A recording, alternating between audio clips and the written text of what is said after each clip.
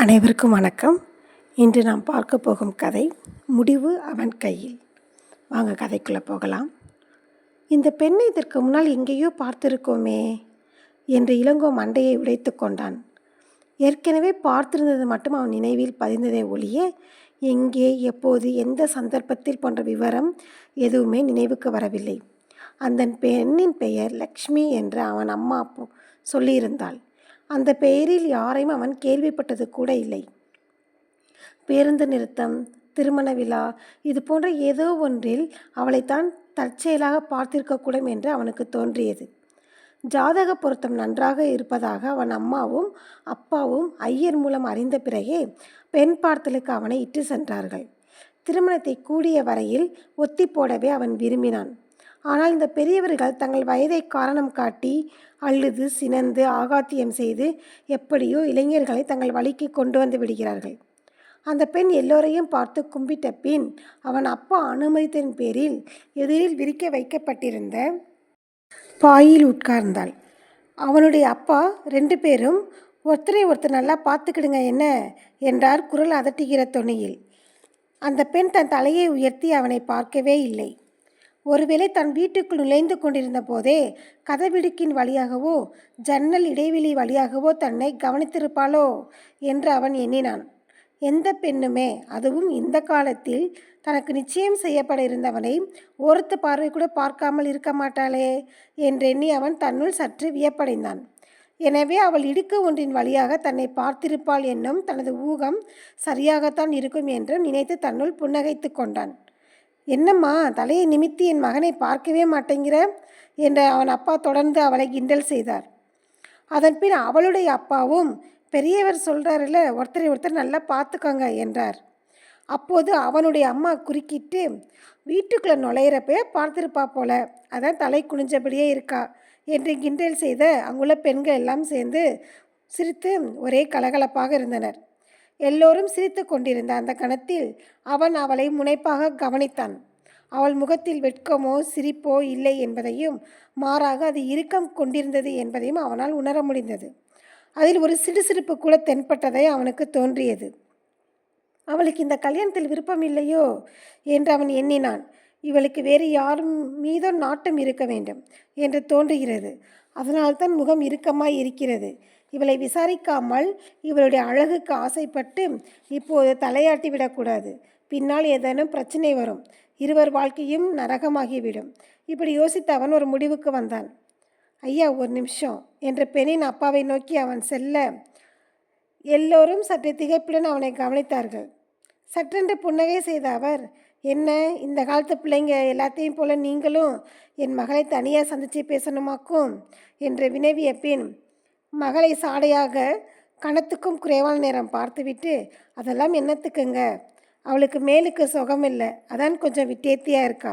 நாங்கள் பொண்ணு பார்க்க உங்களை வர சொன்னதே உங்கள் ஃபோட்டோவை காட்டி அவகிட்ட சம்மதம் வாங்கின பிறகுதான். அதனால் தனியாக பார்த்து பேசுகிறதுக்கெலாம் எதுக்குங்க, எங்கள் குடும்பத்தில் அதெல்லாம் வழக்கம் இல்லைங்க, தப்பாக எடுத்துக்காதீங்க என்றார். குரலில் ஒரு குலைவு ததும்பினாலும் கூடவே ஒரு கண்டிப்பும் ஊடாடியது. அவளை சந்திப்பதை அவர் விரும்பவில்லை என்பது தெற்றென தெரிந்ததை அவன் எண்ணினான். அவரது பேச்சு அவனது ஐயத்தை மேலும் உறுதிப்படுத்தியது. அவன் ஒரு முடிவுக்கு வந்தான். அதை அப்போதைக்கு வெளியிடுவதில்லை என்றும் தன்னுள் தீர்மானித்து கொண்டான். எனவே பெண்ணை தனியாக சந்தித்து பேசுவதை ஒரு கண்டிப்பாக நிபந்தனை ஆக்காமல், சரிங்க உங்கள் இஷ்டம், ஆனால் பொண்ணுக்கிட்ட என்னை பிடிச்சிருக்கான்னு திட்டவட்டமாக கேட்டு தெரிஞ்சுக்கோங்க, அப்பால உங்கள் மக கண்ணை கசக்கக்கூடாது என்றான் வெளிப்படையாக.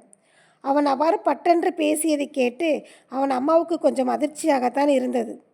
பெண் அழகாக இருந்ததோடு செயலுள்ள குடும்பம் என்பதாலும் ஜாதக பொருத்தமும் அபாரமாக இருப்பதை ஜோசியர் சொல்லியிருந்ததாலும் அவன் அம்மாவுக்கு அவளை இழக்க மனமில்லை. இது புரியாமல் தன் மகன் இப்படி பேசுகிறானே என்று அவள் தன் ஓரக்கண்களால் மகனை முறைத்தாள். அந்த பெண் இப்போதும் குனிந்தபடியே உட்கார்ந்து கொண்டிருந்தாள். எனவே தான் எடுத்த முடிவிலிருந்து மாற தயாராக இல்லை. என்னோட மக கண் கலங்குமுடையான முடிவை நான் எடுப்பேனுங்களா? நான் கேட்டுட்டு தான் முடிவெடுத்தேன். தம்பி, கல்யாணங்கிறது சில பொண்ணுங்களுக்கு மன கஷ்டம் கொடுக்குற ஒன்றுன்னு உங்களுக்கு தெரியும். பெற்றவங்களையும் கூட பிறந்தவங்களையும் சொந்த பந்தங்களை விட்டுட்டு பிரிய போகிற வருத்தத்தில் இந்த மாதிரி இருக்கா. எனக்கு வயசாகிட்டே இருக்குன்னு எடுத்து சொல்லி அவளுக்கு இப்போ கல்யாணம் பண்ணுறதுல விருப்பமே இல்லை. எனக்கு வயசாகிட்டே இருக்குன்னு எடுத்து சொல்லி சம்மதிக்க வச்சேன். அதான் ஒரு மாதிரியாக இருக்கா. வேற ஒன்றும் இல்லை தம்பி. கல்யாணம் ஆன பிறகு நாங்கள் வருந்தி வருந்தி கூப்பிட்டாலும் கூட இங்கே வரமாட்டா என் பொண்ணு என்று பெண்ணின் அப்பா சிரித்த சிரிப்பில் அவனையும் அந்த பெண்ணையும் தவிர மற்ற எல்லோரும் கலந்து கொண்டு ஒன்றாக சேர்ந்து சிரித்தார்கள். வழியெல்லாம் மண்டையை உடைத்து கொண்டாலும் அந்த பெண்ணை அதற்கு முன் தான் எப்போது எங்கே பார்த்திருந்தான் என்பது அவனுக்கு ஞாபகம் வர மறுத்தது. அப்பா அம்மா ஆகியோரை வீட்டுக்கு அனுப்பி வைத்துவிட்டு அவன் வெளியே சுற்ற போனதில் அவர்களது அப்போதைய தொணத்தனப்பிலிருந்து தப்பினான்.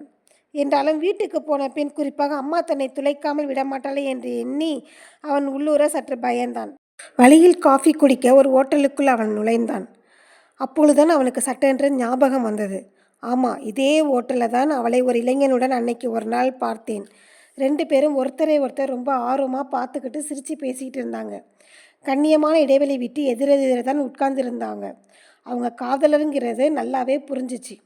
2 பேருமே அழகாக இருக்காங்க, நல்ல ஜோடி பொருத்தம் அப்படின்னு அவங்களை பார்த்ததுமே நான் நினச்சிக்கிட்டேன். நான் நினைச்சது சரிதான். அந்த பொண்ணுக்கு இந்த கல்யாணத்தில் துளிக்கூட விருப்பம் இல்லை. அதான் முகத்தை அப்படி இறுக்கமாக வச்சுக்கிட்டு இருந்தான். இந்த ஞாபகத்தால் ஏற்கனவே அவன் செய்திருந்த முடிவு மேலும் வலுப்பெற்றது. அம்மா, இன்னைக்கு நாம் பார்த்துட்டு வந்த பொண்ணு எனக்கு வேணாமா என்று அறிவித்த மகனை கமலம் திகைப்புடன் பார்த்தாள். என்னடா சொல்கிற? எம்புட்டு அழகாக இருக்கிறா, அதை அந்த பொண்ணை போய் வேணாம்ங்கிறியே? நல்ல குடும்பமாகவும் தெரியுது. அம்மா, அந்த பொண்ணு முகத்தில் ஒரு சந்தோஷமே இல்லைம்மா. அதுக்கு இஷ்டம் இல்லைனாலும் எனக்கு அவங்க அப்பா கட்டாயப்படுத்துகிற மாதிரி எனக்கு தோணுச்சு. அதோட ஆஃபீஸ்க்கு போய் பார்த்து பேசி உண்மையை தெரிஞ்சுக்கணும்னு ஃபஸ்ட்டு யோசித்தேன். அதுக்கப்புறம் அந்த பொண்ணை ஒரு ஹோட்டலில் இன்னொரு ஆளு கூட சேர்த்து வச்ச ஞாபகம் எனக்கு வந்தது. அதனால தான் நான் வேணாங்கிறேன். நான் அந்த பொண்ணை சந்தித்து பேச போகிறேன். என் மனசில் ஒரு யோசனையும் இருக்குமா. என்னடா யோசனை? அப்புறமா சொல்கிறேன். உங்களோட ஒத்துழைப்பும் அப்பாவோட ஒத்துழைப்பும் இருந்தால் எல்லாம் கரெக்டாக வரும். என்னடா செய்ய போகிற? அதை அந்த பொண்ணை பார்த்து பேசுனதுக்கப்புறம் உங்ககிட்ட சொல்கிறேன். என்னோட முடிவை இப்போ அவங்களுக்கு சொல்ல வேண்டாமா? நான் சம்மதம் செய்ய சொன்னதாகவே இருக்கட்டும். அவங்களே ஃபோன் போட்டு கேட்டால் மட்டும் என் மகனுக்கு சம்மதம்னு போய் சொல்லிடுங்க. என்னமோ போ, இந்த காலத்து பசங்களை விசித்திரமாக தான் என்ற கமலம் தன் மகனின் முடிவை கணவருக்கு தெரிவிக்க எழுந்து அவரது அறைக்கு போனாள். மறுநாளை இளங்கோ லக்ஷ்மியின் அலுவலகத்துக்கு போய் அவளை சந்தித்து பேசி தான் ஊகித்தது சரிதான் என்பதை அவளிடமிருந்து தெரிந்து கொண்டான். அவன் சொன்ன யோசனையை அவள் ஏற்றுக்கொண்டதோடு கண்ணீர் மல்க அவனை கும்பிட்டு நன்றி தெரிவிக்கவும் செய்தாள். அவன் சிரிப்புடன் அதை வலுவாக மறுத்துவிட்டு தன் திட்டத்தை செயல்படுத்த அவளுடைய காதலனின் சம்மதத்தை பெற அவனது முகவரியும் கேட்டு பெற்றுக்கொண்டான். அவளும் அப்போது தங்களுடன் இருப்பது நல்லது என்றும், எனவே அவனிடம் பேசி அன்று மாலையே எந்த இடத்தில் சந்திக்கலாம் என்பதை முடிவு பண்ணுமாறும் அவளிடம் அவன் கூறினான். அவன் முன்னிலையிலே தொலைபேசியில் சுருக்கமாய் விஷயத்தை சொல்லிவிட்டு இளங்கோவையும் அவனுடன் பேச செய்தாள். அன்று மாலை மெரினா கடற்கரை அருகே குறிப்பிட்ட ஓட்டல் ஒன்றில் சந்தித்து பேசலாம் என்று மூவரும் முடிவு செய்தார்கள். மறுநாளே லட்சுமியின் முகம் தனது இயல்பான மலர்ச்சிக்கு திரும்பிவிட்டதை கவனித்து அவள் அம்மா லலிதா வியப்படைந்தாள். பெண் பார்த்தலுக்கு பிறகு குடமாய் கண்ணீர் விடித்த மகள் மறுநாள் மாலையை இயல்பாக ஆனதற்கு என்ன காரணம் இருக்க முடியும் என்று அவளுக்கு தெரியவில்லை. ஒருவேளை அவனோட ஓடிப்போய் ரிஜிஸ்டர் மேரேஜ் பண்ணிக்கிற திட்டத்தில் ஏதோ இருக்கிறாளா? அந்த பையனை பார்த்து இவரும் மிரட்டிட்டு வந்தாரே, கை காலை உடைச்சிருவேன்னு பயமுட்டியும் சொல்லி வச்சுருக்காரே. ஆஃபீஸ்க்கு போக விடாமல் தடுக்கலான்னு பார்த்தா இப்போ தான் இன்ஸ்பெக்ஷன் அது இதுன்னு இவ சொல்கிறா. அவளோட ஆஃபீஸர்கிட்டையும் போய் பேசியாச்சு, விஷயத்தையும் சொல்லியாச்சு. அந்த பையன் நல்லவன், அப்படியெல்லாம் எதுவும் பண்ண மாட்டான், உங்கள் பொண்ணை நம்பி அனுப்புங்கன்னு சொன்னதுக்கப்புறம் தான் இவளையே நம்ம ஆஃபீஸ்க்கு அனுப்பிட்டுருக்கோம். ஆனால் இவ போக்கு ஒன்றும் சரிவர மாதிரி தெரியலையே என்று அவள் அம்மா மனதுக்குள் நினைத்து கொண்டாள். எவ்வளோ மானக்கேடாயிடுச்சு பாவி மக, இப்படி பண்ணிப்பட்டாலே. அவளை பொண்ணு பார்க்க வந்தவன் இப்படியும் மோசமானவனாக இருப்பானா? அவன்தான் மோசமானவன் இருக்கிறானா, அவனை பெற்றவங்களும் அதுக்கு மேலே இருக்காங்களே, அவங்க கூட சேர்ந்து எல்லாத்துக்கும் ஒத்துழைச்சிருக்காங்களே. மண்டபத்துக்கு மப்டியில் போலீஸ் அதிகாரிகளை கூட்டி வந்து மேடையில் திடீர்னு அந்த பையனை இவன் போய் கூட்டிகிட்டு வந்து வச்சு கல்யாணம் பண்ணி வச்சுட்டானே. போலீஸ்காரங்க போட்ட போடல இந்த மனுஷன் ஒன்றுமே பண்ண முடியலையே. வீட்டு படம் எழுதி கொண்டிருந்த லலிதாவின் மகன் அம்மா உங்களுக்கு ஃபோன் என்று அழைத்ததும் அவள் திகைப்புடன் ஒளி வாங்கிய காதில் பொருத்தி கொண்டாள். நான் இளங்கோட அம்மா பேசுகிறேம்மா, தயவு செஞ்சு ஃபோனை வச்சிடாதீங்க, உங்கள் கோபம் எங்களுக்கு புரியுதும்மா. ஆனாலும் நான் சொல்கிறதை கொஞ்சம் காது கொடுத்து கேட்டுட்டு அதுக்கப்புறம் எங்களை திட்டுங்க, நாங்கள் வாங்கிக்கிறோம். என்னம்மா லைனில் இருக்கீங்களா? இருக்கேன் இருக்கேன், சொல்லுங்கள். அம்மா, எனக்கு ஒரு மக இருந்தா, ராணின்னு பேர். ராணி மாதிரி தான் இருப்பாள். உங்கள் மக மாதிரி அவ்வளோ அழகு. அழகுன அழகு அப்படி அழகு. அவளும் உங்கள் மக மாதிரியே ஒருத்தனை விரும்பினா. அது எங்களுக்கு பிடிக்கலை. ரொம்ப ஏழைப்பட்ட குடும்பம். அதனால் என்னை விட இவர் ரொம்பவே குறுக்க நின்று தடுத்துட்டார். வீட்டுக்குள்ளார பூட்டி வச்சு அதை ஆஃபீஸுக்கு போகாமல் பார்த்துக்கிட்டோம். அம்மா, ஐயோ, இப்போவும் என்னால் அழுகி அடக்க முடியலம்மா. அவள் தூக்கில் தொங்கிட்டாம்மா. அது அப்படி செய்யும்போது செய்யும்னு நாங்கள் கனவுல கூட நினச்சி பார்க்கல. என் மகன் இளங்கோ தங்கச்சி மேலே உசுருமா. அவன் கல்யாணத்தை நாங்கள் நிச்சயம் பண்ணினப்போ அவன் மலேசியாவில் ஆஃபீஸ் வேலையாக போயிருந்தான். உள்ளூரில் இருந்திருந்தா ஒரு வேளை இவன் தடுத்து நிப்பாட்டியிருப்பானோ என்னவோ. திடீர்னு ஒரு வாரத்துக்குள்ளே நிச்சயம் பண்ணிட்டோம். அவளை ஒரு ரூமில் போட்டு அடைச்சி வச்சிட்டோம். அதனால் அவன் கூட அவளால் பேச முடியாமல் போயிடுச்சு. 20 வருஷம் பொத்தி பொத்தி ராசாத்தி வளர்த்த என் பொண்ணு நிமிஷத்தில் உயிரை அவளே எடுத்துக்கிட்டாமா.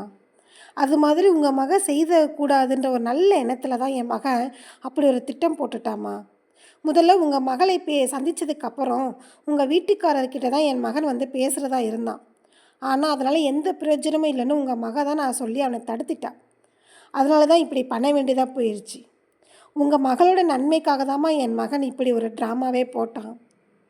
என் மகளுக்கு நடந்த சோகம் உங்கள் மகளுக்கும் நடந்துடக்கூடாது. என்னை மாதிரி நீங்களும் கடந்து மனசு அல்லாடக்கூடாதுன்றதுக்காக தாம்மா இப்படி பண்ணோம். நாங்கள் பண்ணது தப்பு அப்படின்னா நீங்கள் எங்களை தயவு செஞ்சு என்னையும் என் மகனையும் மன்னிச்சிருங்கம்மா. இதோடு இந்த கதை முடிவடையுது. இது மாதிரி இன்னொரு நல்ல கதையில் பார்க்கலாம். நன்றி, வணக்கம்.